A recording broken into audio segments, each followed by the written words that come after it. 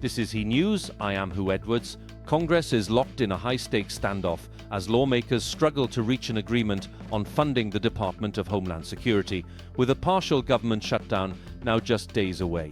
At the center of the dispute is growing fallout from recent immigration enforcement operations, including the killing of Alex Kristi in Minneapolis. Democrats argue that federal immigration agencies have grown increasingly aggressive and unaccountable, and they say they cannot support additional funding without meaningful changes. Republicans, however, are refusing to separate DHS funding from the broader government spending package, warning that any delay could shut down key federal agencies and disrupt public services. As the deadline approaches, neither side appears willing to back down. Democratic leaders say their opposition is about accountability, not politics. Senate Minority Leader Chuck Schumer has called for the DHS funding bill to be pulled from the package, allowing the rest of the government to remain funded while negotiations continue. Democrats argue that immigration and customs enforcement and border patrol operations must be reviewed, especially after conflicting accounts emerged following Kriti's death. Video footage from the incident has raised questions about initial official statements, further intensifying public scrutiny.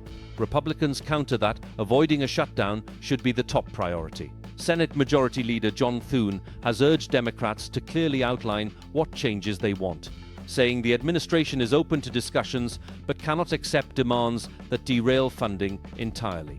Supporters of the bill also point to provisions that would increase training for federal officers, expand the use of body cameras, and invest in de-escalation tactics. Meanwhile, Homeland Security Secretary Kristi Noem has become a focal point of the controversy. Her description of Kriti as a domestic terrorist drew backlash from both Democrats and some Republicans, who say such language was premature and inflammatory. Several lawmakers from both parties have questioned Noem's leadership, arguing that her handling of recent incidents has made it harder to reach a bipartisan compromise. Some have openly called for her resignation, while others are demanding an independent investigation into the shootings.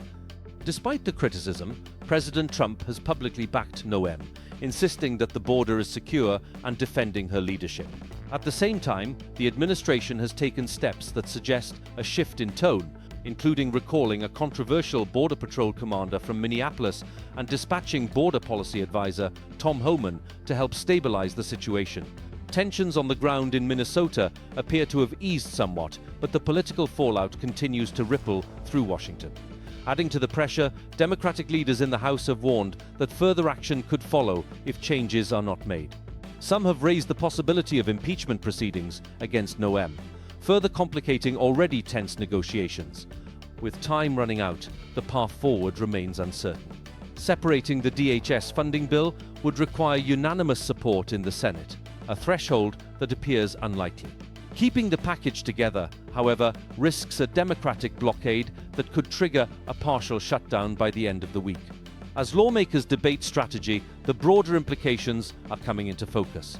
The outcome of this standoff could shape public perception of the administration's immigration policies, influence the balance of power ahead of the midterm elections, and determine whether Congress can still function under mounting political pressure.